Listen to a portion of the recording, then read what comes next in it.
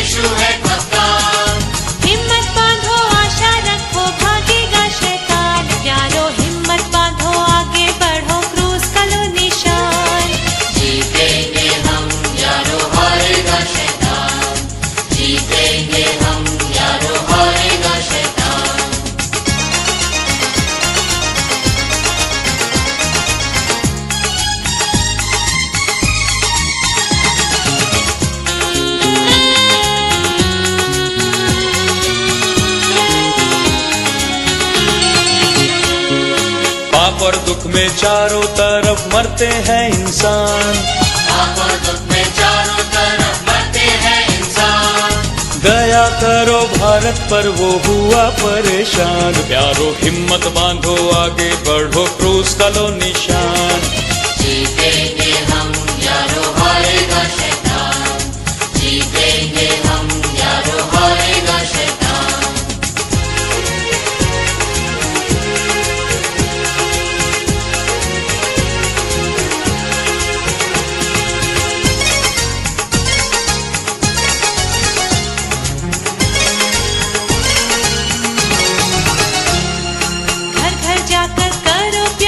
यीशु का बयान, घर घर जाकर करो प्यारो यीशु का बयान।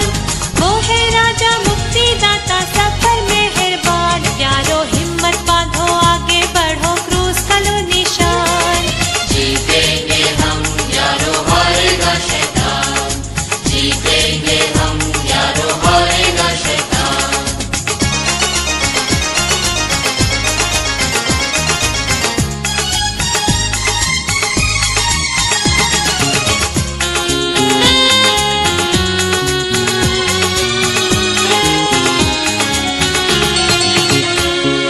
जल्दी करो सुनाओ सबको यीशु का फरमान, जल्दी करो सुनाओ सबको यीशु का फरमान। पापी बचते जाते लाते जो उस पर ईमान, प्यारो हिम्मत बांधो आगे बढ़ो क्रूस का लो निशान। जीतेंगे हम यारो हारेगा शैतान, जीतेंगे हम यारो हारेगा शैतान।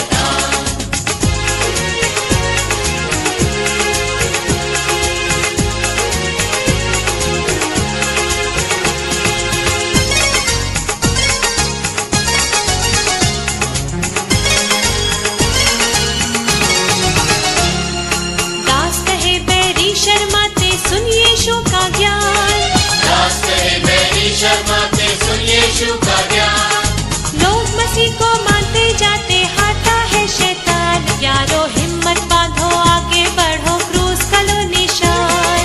जीतेंगे हम यारो हारेगा शैतान, जीतेंगे हम यारो हारेगा शैतान, जीतेंगे हम यारो हारेगा शैतान।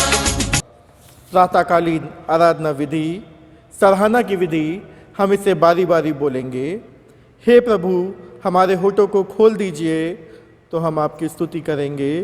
हे प्रभु हम प्रातःकाल आपसे ही प्रार्थना करते हैं, आप हमारी पुकार अवश्य सुनेंगे। परमेश्वर पिता हमारे सृष्टिकर्ता की महिमा हो, उसके पुत्र हमारे मुक्तिदाता की महिमा हो, उसके आत्मा हमें पवित्र करने वाले की महिमा हो, जैसे आदि में थी, अब है और सदा युग युगांत होती रहेगी। आमीन। हे सर्व सामर्थी प्रभु परमेश्वर, आप पवित्र पवित्र पवित्र हैं। स्वर्ग और पृथ्वी आपके ऐश्वर्य से परिपूर्ण है। परम धाम में आपकी स्तुति हो। हम सर्वशक्तिमान परमेश्वर के सामने दीनता से अपने पापों को स्वीकार करें। हे परम पवित्र और परम दयावान परमेश्वर, हम मानते हैं कि हमने मन, वचन और कर्म से तथा भलाई न करने के कारण आपके विरुद्ध और एक दूसरे के विरुद्ध पाप किया है। इसलिए हम आपसे प्रार्थना करते हैं कि आप हम पर दया करें और हमारे पापों को क्षमा करें। आमीन। सर्वशक्तिमान और दयावान परमेश्वर हमारे सब पापों को क्षमा करे और उनसे हमें छुटकारा दे, हमें अपने जीवन को सुधारने के लिए अनुग्रह दे और पवित्र आत्मा की सामर्थ से हमें परिपूर्ण करे। आमीन। अब समय होगा कि हमारे बीच में बाइबल में से पहला पाठ पढ़ा जाएगा। बाइबल रीडिंग जो कि लिया जाता है व्यवस्था विवरण, उसके 5 अध्याय उसकी 22 आयत से 28 आयत तक। यही वचन यहोवा ने उस पर्वत पर आग और बादल और घोर अंधकार के बीच में से तुम्हारी सारी मंडली से पुकार कर कहा, और इससे अधिक और कुछ न कहा। और उन्हें उसने पत्थर की 2 पटियाओं पर लिखकर मुझे दे दिया। जब पर्वत आग से दहक रहा था और तुमने उस शब्द को अंधियारे के बीच में से आते सुना, तब तुम और तुम्हारे गोत्रों के सब मुख्य मुख्य पुरुष और तुम्हारे पुरनिये मेरे पास आए, और तुम कहने लगे, हमारे परमेश्वर यहोवा ने हमको अपना तेज और अपनी महिमा दिखाई है, और हमने उसका शब्द आपके बीच में से आते हुए सुना। आज हमने देख लिया कि यद्यपि परमेश्वर मनुष्य से बातें करता है, तो भी मनुष्य जीवित रहता है। अब हम क्यों मर जाएं? क्योंकि ऐसी बड़ी आग से हम भस्म हो जाएंगे। और यदि हम अपने परमेश्वर यहोवा का शब्द फिर सुने, तब तो मर ही जाएंगे। क्योंकि सारे प्राणियों में से कौन ऐसा है जो हमारे समान जीवित और अग्नि के बीच में से बोलते हुए परमेश्वर का शब्द सुनकर जीवित बचा रहे? इसलिए तू समीप जा और जो कुछ हमारा परमेश्वर यहोवा कहे उसे सुन ले। फिर जो कुछ हमारा परमेश्वर यहोवा कहे उसे हमसे कहना, और हम उसे सुनेंगे और उसे मानेंगे। जब तुम मुझसे ये बातें कह रहे थे, तब यहोवा ने तुम्हारी बातें सुनी। तब उसने मुझसे कहा, इन लोगों ने जो बातें तुझसे कही हैं मैंने सुनी हैं। इन्होंने जो कुछ कहा वो ठीक ही कहा। परमेश्वर अपने वचन के पढ़े और सुने जाने पर आशीष दे। उत्तरवादी पाठ जो कि लिया गया है भजन संहिता में से। जमात मेहरबानी से अपने घरों में खड़े हो जाए। उत्तरवादी पाठ हम बारी बारी पढ़ेंगे। प्रभु यीशु के पवित्र नाम में आप सबको जय मसीह की। उत्तरवादी पाठ में से पढ़ने के लिए निकालें भजन संहिता उसका 89 अध्याय 1 आयत से 18 आयत तक। भजन संहिता 89 1 आयत से 18 आयत तक। मैं यहोवा की सारी करुणा के विषय सदा गाता रहूंगा। मैं तेरी सच्चाई पीढ़ी से पीढ़ी तक जताता रहूंगा। क्योंकि मैंने कहा है, तेरी करुणा सदा बनी रहेगी। तू स्वर्ग में अपनी सच्चाई को स्थिर रखेगा। मैंने अपने चुने हुए से वाचा बांधी है। मैंने अपने दास दाऊद से शपथ खाई है कि मैं तेरे वंश को सदा स्थिर रखूंगा और तेरी राजगद्दी को पीढ़ी से पीढ़ी तक बनाए रखूंगा। हे यहोवा, स्वर्ग में तेरे अद्भुत काम की और पवित्रों की सभा में तेरी सच्चाई की प्रशंसा होगी। क्योंकि आकाश मंडल में यहोवा के तुल्य कौन ठहरेगा? बलवंतों के पुत्रों में से कौन है जिसके साथ यहोवा की उपमा दी जाएगी? ईश्वर पवित्रों की गोष्ठी में अत्यंत प्रतिष्ठा के योग और अपने चारों ओर सब रहने वालों से अधिक भय योग्य है। हे सेनाओं के परमेश्वर यहोवा, हे या तेरे तुल्य कौन सामर्थी है? तेरी सच्चाई तो तेरे चारों ओर है। समुद्र के गर्भ को तू ही तोड़ता है। जब उसके तरंग उठते हैं तब तू उनको शांत कर देता है। तूने रहब को घात किए हुए के समान कुचल डाला और अपने शत्रुओं को अपने बाहुबल से तितर बितर किया है। आकाश तेरा है, पृथ्वी भी तेरी है। जगत और जो कुछ उसमें है उसे तू ही ने स्थिर किया है। उत्तर और दक्षिण को तू ही ने सिरजा। ताबोर और हेमोन तेरे नाम का जय जयकार करते हैं। तेरी भुजा बलवंत है, तेरा हाथ शक्तिमान और तेरा दाहिना हाथ प्रबल है। तेरे सिंहासन का मूल धर्म और न्याय है, करुणा और सच्चाई तेरे आगे आगे चलती है। क्या ही धन्य वह समाज जो आनंद के ललकार को पहचानता है। हे यहोवा, वे लोग तेरे मुख के प्रकाश में चलते हैं। वे तेरे नाम के हेतु दिन भर मगन रहते हैं और तेरे धर्म के कारण महान हो जाते हैं। क्योंकि तू उनके बल की शोभा है और अपनी प्रसन्नता से हमारे सींग को ऊंचा करेगा। हम एक साथ पढ़ेंगे। क्योंकि हमारी ढाल यहोवा की ओर से है, हमारा राजा इस्राएल के पवित्र की ओर से है। पिता, पुत्र और पवित्र आत्मा की महिमा हो, जैसे आदि में थी, अब है और सर्वदा रहेगी। आमीन।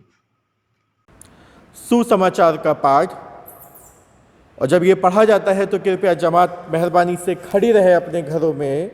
परमेश्वर का वचन सुनिए जो कि लिखा है मरकुस रचित सुसमाचार, उसका पहला अध्याय 21वें पद से लेकर 28वें पद तक।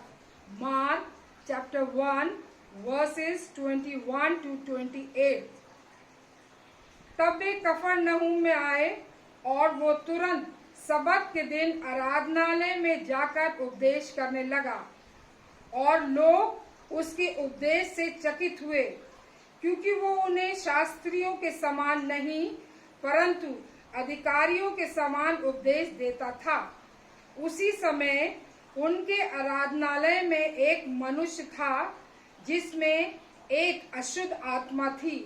उसने चिल्लाकर कहा, हे यीशु नासरी, हमें तुझसे क्या काम? क्या तू हमें नष्ट करने आया है? मैं तुझे जानता हूँ, तू कौन है, परमेश्वर का पवित्र जन।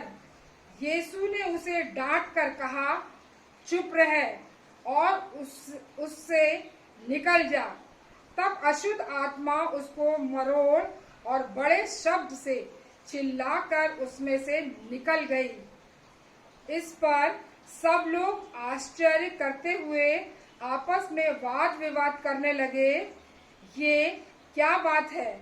ये तो कोई नया उपदेश है।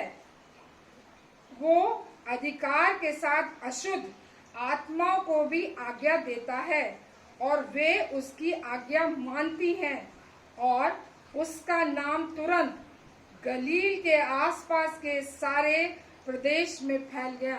ये परमेश्वर का वचन है। परमेश्वर का धन्यवाद हो। प्रेरितों का विश्वास वचन। मैं सर्वशक्तिमान पिता, स्वर्ग और पृथ्वी के सृष्टिकर्ता परमेश्वर पर विश्वास करता हूँ। मैं उसके इकलौते पुत्र हमारे प्रभु यीशु क्रिस्त पर विश्वास करता हूँ। वो पवित्र आत्मा की सामर्थ से गर्भ में आए और कुंवारी मरियम से जन्मे। उन्होंने पैंतुस पिलातुस के शासन में दुख भोगा। वो क्रूस पर चढ़ाए गए, मरे और गाड़े गए और मृतों के लोक में उतरे। तीसरे दिन वो जी उठे। वो स्वर्ग पर चढ़ गए और पिता की दाहिनी ओर विराजमान हुए। वो जीवित और मृतों का न्याय करने को फिर आएंगे। मैं पवित्र आत्मा पर, पवित्र सार्वलौकिक कलीसिया पर, संतों की संगति, पापों की क्षमा, देह के पुनरुत्थान और शाश्वत जीवन पर विश्वास करता हूँ। आमीन। हम प्रभु की प्रार्थना साथ साथ बोलेंगे। हे हमारे स्वर्गीय पिता, आपका नाम पवित्र माना जाए, आपका राज्य आए, आपकी इच्छा जैसे स्वर्ग में पूरी होती है वैसे पृथ्वी पर भी पूरी हो। हमारे दिन भर की रोटी आज हमें दीजिए। आप हमारे अपराधों को क्षमा कीजिए जैसे हमने अपने अपराधियों को क्षमा किया है। आप हमें परीक्षा में मत डालिए परंतु बुराई से बचा लीजिए, क्योंकि राज, पराक्रम और महिमा अब और सदा सर्वदा आपका ही है। आमीन। परहित निवेदन। हम इसे बारी बारी बोलेंगे। हे प्रभु, अपने आत्मा की शक्ति से हमें प्राण फूंक दीजिए और आपकी सेवा आनंद से करने के लिए हमें जागृत कर दीजिए। न्याय और स्वतंत्रता को फैलाने के लिए हमारी सहायता कीजिए और सबको जीवन की भरपूरी प्रदान कीजिए। दरिद्र और दलितों के प्रति अपना प्रेम हम में उत्पन्न कीजिए। जो बीमार हैं और मृत्यु के निकट हैं उन सबको आशा और दिलासा दीजिए। वर दीजिए कि हमारे देश में एकता और मेल मिलाप बना रहे और देशवासियों को शांति की आशीष मिले। जिनको अधिकार प्राप्त है उनका अपने पवित्र आत्मा के द्वारा मार्गदर्शन कीजिए और आपका शासन समस्त संसार में हो। हे प्रभु, अपने लोगों को आशीष दीजिए और हमें विश्वास तथा प्रेम में स्थिर रखिए। आज की विशेष कॉलेज पवित्र आत्मा के अवतरण पर्व के पश्चात दूसरा रविवार हम प्रार्थना में लगे रहें। हे सर्वशक्तिमान परमेश्वर, आपने अपने पुत्र प्रभु यीशु को भेजा कि वो हमें जीवन का वचन सुनाए और आपके राज में प्रवेश करने के लिए हमें बुलाएं।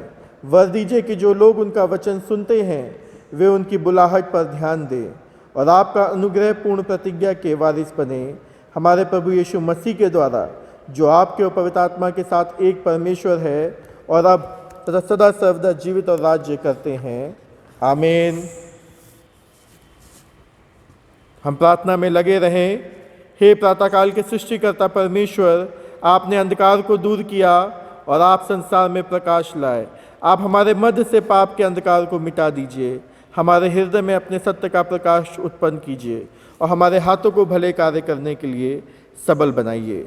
आपके पुत्र प्रभु यीशु क्रिस्त सत्य ज्योति हैं, उन्हीं के द्वारा आप हमें प्रकाश और आनंद प्रदान कीजिए। आमीन। हे शाश्वत परमेश्वर पिता, आपकी सामर्थ से हमारी सृष्टि हुई है और आपके प्रेम द्वारा हमारा उद्धार हुआ। आप अपने पवित्र आत्मा के द्वारा हमारा मार्गदर्शन कीजिए और हमें सबल बनाइए कि आज हम अपने आप को प्रेम से आपकी और एक दूसरे की सेवा में अर्पण करें। आमीन। आइए हम लोग दुआ करें। प्यारे परमेश्वर, अनुग्रहकारी सर्वशक्तिमान पिताजी, धन्यवाद देते हैं आज के इस पाक और पवित्र दिन के लिए जिसमें हम प्यारे प्रभु जी आपकी आराधना को करते हैं। और प्यारे परमेश्वर, इस समय हम आपके कलाम को सुनने के लिए आपके भवन में आए हैं ताकि प्यारे प्रभु जी आपके वचन से शिक्षित हों और आपके कलाम को अपनी ज़िंदगी के अंतर्गत में अमल करने वाले हो सकें। अपने वचन का दरवाज़ा हमारे ऊपर में खोलिएगा ताकि पिता हम आपके वचन से शिक्षित हों। प्रार्थना को प्रभु यीशु मसीह के नाम से मांगते, आप सुनिए और ग्रहण कीजिए। आमीन। आज हम लोग पवित्र आत्मा के अवतरण पर्व के बाद का दूसरा रविवार मना रहे हैं और आज के कलाम का जो शीर्षक है वो है कि हमारे प्रभु यीशु मसीह का अद्वितीय अधिकार, या फिर हम कह सकते हैं कि विशेष अधिकार हमारे प्रभु यीशु मसीह का, जो कि मरकुस रचित सुसमाचार उसका 1 अध्याय और उसके 27 पद पर आधारित है। ये घटना जो मरकुस 1 अध्याय उसके 21 से लेकर के 27 और 28 के अंतर्गत में हो रही है, यहाँ पर हम देखते हैं कि प्रभु यीशु मसीह कफरनहूम में सबत के दिन आराधनालय में उपदेश दे रहे थे और लोग प्रभु यीशु मसीह के उपदेश से चकित हुए। और इसलिए वो चकित हुए क्योंकि प्रभु यीशु मसीह का उपदेश शास्त्रियों की शिक्षा से कहीं अधिक भिन्न था। और उसी के बाद में जब हम देखते हैं कि लोग कहते हैं कि प्रभु यीशु मसीह की शिक्षा शास्त्रियों की शिक्षा के अनुसार नहीं बल्कि एक अधिकारी के समान लगती है, तुरंत उसके बाद में जब हम 27वें पद को देखते हैं तो प्रभु यीशु मसीह उससे पहले एक दुष्ट आत्मा ग्रसित व्यक्ति को या अशुद्ध आत्मा ग्रसित व्यक्ति को प्रभु यीशु मसीह चंगा करते हैं। और लोग एक और बात वहाँ बोलते हैं कि वो अधिकार के साथ दुष्ट आत्माओं को भी आज्ञा देता है। प्रभु यीशु मसीह की शिक्षा और दुष्ट आत्माओं को निकालना या अशुद्ध आत्मा को निकालना, इन दोनों में जो विशेष बात पाई जाती है वो है अधिकार। एक तरफ 22वें पद में लोग कह रहे हैं कि वो अधिकार के समान उपदेश देता था, अधिकारी के समान उपदेश देता था, और दूसरी तरफ कह रहे हैं कि वो अधिकार के साथ में अशुद्ध आत्माओं को आज्ञा देता है और वे उसकी आज्ञा मानते हैं। मैं अधिकार के विषय में बताऊं उससे पहले जो वचन यहाँ पे लिखा हुआ है 27 पद में कि ये कोई नया उपदेश है, और उपदेश को देख कर के जब लोग चकित हुए, उपदेश को सुनकर के जब लोग चकित हुए, तो वो इस बात को बोलते हैं कि ये एक नई शिक्षा है और नई शिक्षा प्रभु यीशु मसीह की शिक्षा और शास्त्रियों की शिक्षा के अंतर्गत में भिन्नता को बताती है। क्योंकि शास्त्री जब शिक्षा दिया करते थे तो वो व्यवस्था की बातों में से निकाल करके जो छोटी बातें हुआ करती थी, हर एक छोटी छोटी बात के ऊपर में वो वाद विवाद किया करते थे। लेकिन प्रभु यीशु मसीह सीधी रीति से परमेश्वर की ओर से बोलते थे। जो कुछ लोगों को संदेश पहुंचना होता था, प्रभु यीशु मसीह परमेश्वर से प्राप्त करके लोगों तक उस संदेश को पहुंचाया करते थे, ताकि लोगों तक प्रभु की बात पहुंचे, खुदा की बात लोगों के सामने तक पहुंचने वाली हो सके। इसलिए प्रभु यीशु मसीह अपनी शिक्षा में या उपदेश में किसी प्रकार का मिलावट या किसी भी प्रकार से इस प्रकार नहीं करते थे जिससे कि लोगों को उनकी शिक्षा में कुछ अलग दिखाई दे। अलग इसलिए दिखाई देता था क्योंकि प्रभु यीशु मसीह परमेश्वर की ओर से बोलते थे, क्योंकि लिखा है यूहन्ना रचित सुसमाचार उसके 12 अध्याय के 50वें पद में इस प्रकार से लिखा हुआ है कि इसलिए मैं जो कुछ बोलता हूँ वह जैसा पिता ने मुझसे कहा है वैसा ही बोलता हूँ। कि जो कुछ प्रभु यीशु मसीह बोलते हैं, जैसा पिता उनको कहता है, वैसा ही प्रभु यीशु मसीह लोगों को खुदा के कलाम को पहुंचाते हैं। और इसी प्रकार से यूहन्ना रचित सुसमाचार उसके 14 अध्याय उसके 10 पद में इस बात को लिखा हुआ है कि ये बातें मैं तुमसे इसलिए कहता हूं,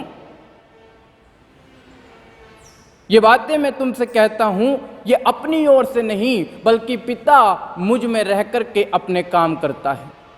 ये प्रभु यीशु मसीह की शिक्षा थी, प्रभु यीशु मसीह का संदेश था कि प्रभु यीशु मसीह लोगों को परमेश्वर की ओर से जो बात होती थी उसको बताते थे। इसलिए प्रभु यीशु मसीह का उपदेश लोगों को नया लगता था और इसलिए प्रभु यीशु मसीह की शिक्षा से लोग चकित हुआ करते थे। जब मरकुस रचित सुसमाचार को हम पढ़ते हैं तो उसमें हमको बहुत सारी जगहों पे ऐसी घटनाएं मिलती हैं कि लोग प्रभु यीशु मसीह की शिक्षा से प्रेरित हुए, लोग प्रभु यीशु मसीह की शिक्षा से चकित हुए और उस शिक्षा को देख करके लोग प्रभावित भी हुए, क्योंकि प्रभु यीशु मसीह की शिक्षा में प्रेम, क्षमा, दया, मेल मिलाप, भलाई, नम्रता, दीनता, इस प्रकार के शब्दों को प्रभु यीशु मसीह अपनी शिक्षा में किया करते थे।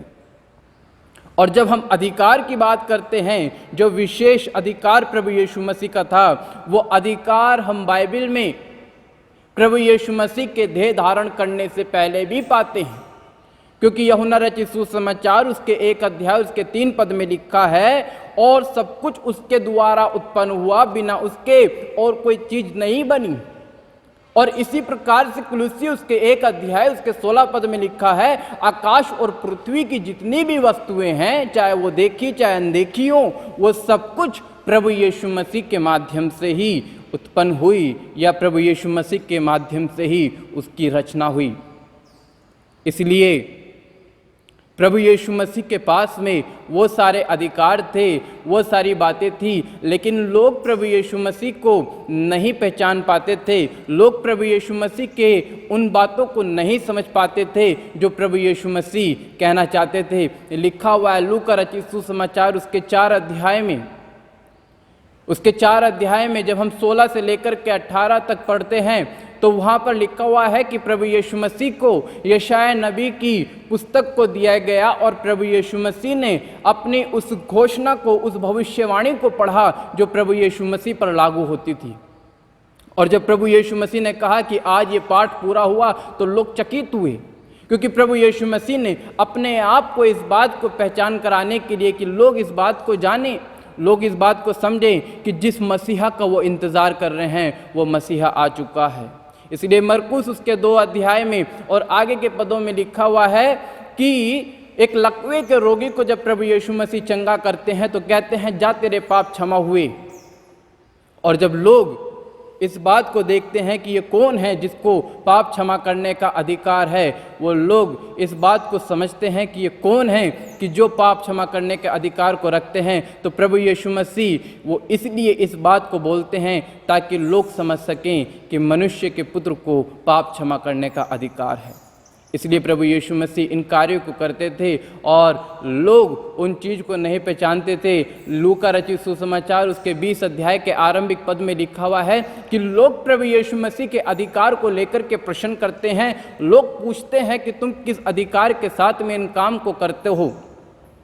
क्योंकि वहाँ पर लोग प्रभु यीशु मसीह को स्थानीय रीति से जानते थे, बड़े अच्छी तरीके से परिचित थे। लोग प्रभु यीशु मसीह और प्रभु यीशु मसीह के परिवार के लोगों को जानते थे। इसे लिखा है मरकुस उसके 6 अध्याय में और उसके दूसरे पद में और तीसरे पद में लिखा है, क्या यह वही बड़ई नहीं जो मरियम का पुत्र और याकूब, योसेस, यहूदा और शमौन का भाई है। और इसी कारण से कि प्रभु यीशु मसीह स्थानीय रीति से अपने आप को प्रकट किए हैं, पृथ्वी पर रहकर के मनुष्य के जीवन को व्यतीत किए हैं, लोग प्रभु यीशु मसीह की जो ईश्वर तत्वता थी उसको नहीं पहचान पाते थे। इसलिए यूहन्ना रचित सुसमाचार उसके 1 अध्याय उसके 12 पद में लिखा हुआ है कि प्रभु यीशु मसीह कहते हैं कि वो अपने घर में आया ना, यूहन्ना में लिखा है कि वो अपने घर में आया लेकिन अपनों ने उसे ग्रहण नहीं किया। वो मसीहा बनकर के मनुष्य के बीच में आया लेकिन लोगों ने उसको मसीहा के रूप में नहीं ग्रहण किया। बहुत से लोगों ने प्रभु यीशु मसीह को मसीहा के रूप में ग्रहण किया और उन्होंने अपनी ज़िंदगी में अद्भुत कार्यों को होते हुए देखा। तो बाइबल हम लोगों को इस बात के लिए बताती है, इस बात के लिए शिक्षित करती है कि जब प्रभु यीशु मसीह के शागिर्द प्रभु यीशु मसीह के साथ थे तो प्रभु यीशु मसीह ने पूछा कि लोग मेरे विषय में क्या कहते हैं। प्रभु यीशु मसीह के शागिर्द कहने लगे कि प्रभु कोई आपको नबी बोलता है तो कोई भविष्यवक्ता बोलता है। प्रभु पूछते हैं कि तुम मेरे विषय में क्या कहते हो। तब पतरस मत्ती उसके 16 अध्याय उसके 16 पद में कहता है कि तू जीवते परमेश्वर का पुत्र मसीह है। वो वहाँ पर अंगीकार करता है क्योंकि वो प्रभु यीशु मसीह की महानता को जानता है, प्रभु यीशु मसीह के उस ईश्वर तत्व को जानता है, प्रभु यीशु मसीह की उस ईश्वरी ताकत को जानता है और इसलिए वो प्रभु यीशु मसीह को उसका पुत्र बोलता है। इसलिए प्रभु यीशु मसीह कहते हैं कि सारा अधिकार मेरे पास में है, मेरे पास में प्राण देने का और प्राण लेने का अधिकार मेरे पास में है। सारे अधिकार प्रभु यीशु मसीह के पास में थे, सारे अधिकार के साथ में प्रभु यीशु मसीह थे। चाहे वो पृथ्वी पर मनुष्य के ऊपर में अधिकार हो या आकाश की शक्तियों के ऊपर में अधिकार हो या प्रकृति के ऊपर में अधिकार हो, हर चीज़ के ऊपर में प्रभु यीशु मसीह का अधिकार था। और लिखा है लूका रचित सुसमाचार उसके 9 अध्याय में कि प्रभु यीशु मसीह अपने शागिर्दों को बड़े अधिकार और सामर्थ्य के साथ में भेजते हैं। उसी अधिकार के साथ में जो अधिकार प्रभु यीशु मसीह के पास था, जो सामर्थ्य प्रभु यीशु मसीह के पास थी, अंत में जब हम कलाम में पढ़ते हैं तो लिखा हुआ है मत्ती रचित सुसमाचार उसके 28 अध्याय में और उसके जब हम 18 पद से आगे पढ़ते हैं तो वहाँ पर इस प्रकार से लिखा हुआ है कि प्रभु यीशु मसीह का कथन है कि यीशु मसीह ने कहा कि स्वर्ग और पृथ्वी का सारा अधिकार मुझे दिया गया है, इसलिए तुम जाओ, लोगों को शिक्षा दो, उनको शिष्य बनाओ और उनको लोगों को पिता पुत्र पवित्र आत्मा के नाम से बपतिस्मा दो। ये कलाम आज जब हम लोग सुनते हैं तो अवश्य है कि हम प्रभु यीशु मसीह के अनुयायी बन कर के, प्रभु यीशु मसीह के वो सेवक बन कर के उस अधिकार को जान करके जो प्रभु ने हम लोगों को प्रदान किया है, उस अधिकार के साथ में प्रभु की खिदमत, प्रभु की सेवकाई को करें। क्योंकि प्रभु यीशु मसीह ने ये अधिकार अपने शागिर्दों को इसलिए दिया ताकि वो प्रभु यीशु मसीह की सेवा को या प्रभु यीशु मसीह के कार्य को, परमेश्वर के राज्य के प्रचार को आगे बढ़ा सकें, लोगों को परमेश्वर के विषय में या परमेश्वर के राज्य के विषय में शिक्षित कर सके। और वैसा हुआ भी। जब प्रेरितों के काम की पुस्तक में पढ़ते हैं तो हमें प्रेरितों के उस महान कार्य को देखने को मिलता है जो प्रभु यीशु मसीह के बाद में उन्होंने किए पवित्र आत्मा में भर करके। तो आज हमारे पास में वो पवित्र आत्मा है, तो आज हमें अवश्य है कि परमेश्वर से प्रभु यीशु मसीह के नाम में पवित्र आत्मा की सामर्थ्य में होकर के हम इस कार्य को करें और जो प्रभु ने हम लोगों को सेवा सौंपी है उस सेवा को हम प्रभु की आगे बढ़ाएं। परमेश्वर का धन्यवाद हो। आप सबको जय मसीह की। आज की इस ऑनलाइन रविवार के आराधना में आप सभी लोगों का स्वागत है। आज हम सब पवित्र आत्मा के अवतरण पर्व के बाद दूसरा रविवार मना रहे हैं। कलीसियाई सूचना इस प्रकार से है कि हम लगातार दुआ करते रहें डॉक्टर रोहित सिन्हा के लिए, डॉक्टर माइकल एलिस के लिए, मिसिस चांदी जोशी के लिए, यदि आप में से कोई भी जन बीमार है या किसी भी प्रकार की आवश्यकता चाहते हैं प्रार्थना की, तो आप हमसे कांटेक्ट कर सकते हैं ताकि हम आपके लिए प्रार्थना कर सकें। यदि आप अपनी रविवार की भेंट को या माहिक दान को देना चाहते हैं तो लॉकडाउन की समाप्ति के बाद में आप परमेश्वर के भवन में आकर के उस भेंट को अर्पण कर सकते हैं। यदि आप में से कोई भी जन ऑनलाइन आराधना में बाइबल पैसेज को पढ़ना चाहते हैं या विशेष गीत को गाना चाहते हैं तो आप अपने नाम को पादरी मेलविन चार्ल्स से संपर्क कर सकते हैं। आप उनको अपने नाम को दे सकते हैं ताकि आपको मौके मिल सकें। यदि कोई भी जन CMC वेल्लोर में या CMC लुधियाना में MBBS, BSc, MSc nursing training करने के लिए एडमिशन प्राप्त करना चाहता है तो उसके लिए sponsorship form UPRBHS office Christian hospital Kasganj से प्राप्त कर सकते हैं। और अधिक जानकारी के लिए आप UPRBHS ऑफिस या प्रेस्बिटर प्रभारी से संपर्क कर सकते हैं।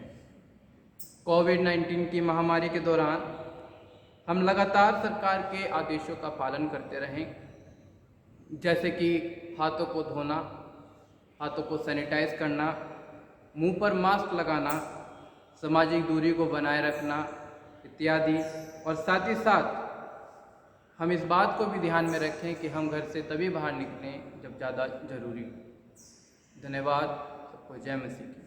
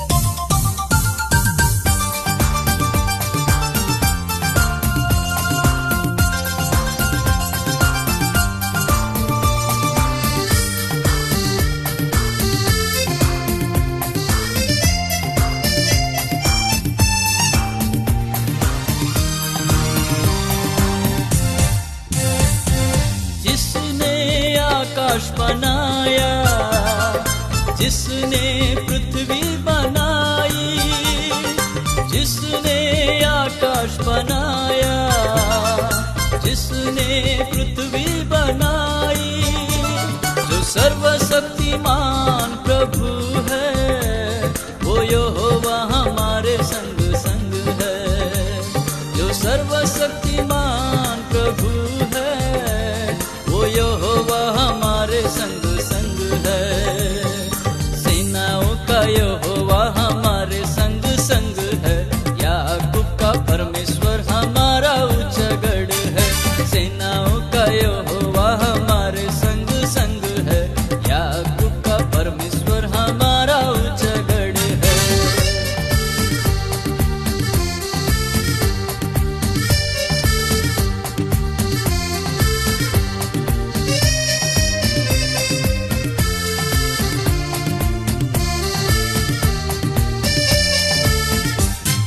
समुंदर को जिसने दो भागा, जंगल में मार्ग निकाला। समुंदर को जिसने दो भागा, जंगल में मार्ग निकाला। जो वायदे को करता है पूरा, वो यहोवा हमारे संग संग है। जो वायदे को करता है पूरा, वो यहोवा हमारे संग संग है। सेना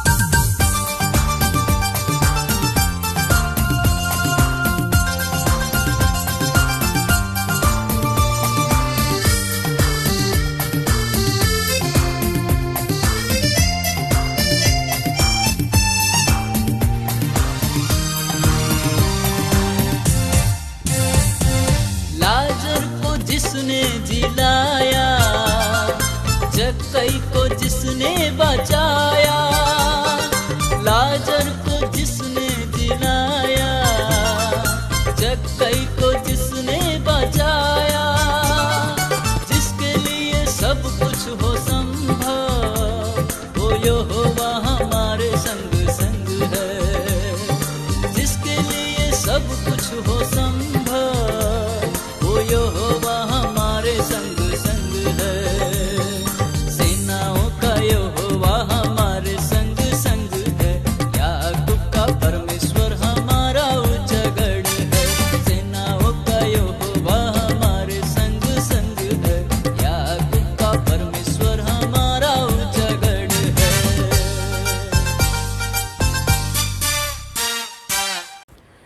प्रभु यीशु क्रिस्ट का अनुग्रह, परमेश्वर का प्रेम, पवित्र आत्मा की सहभागिता हम में से हर एक के साथ अब से लेकर सदा सर्वदा तक बनी रहे। आमीन।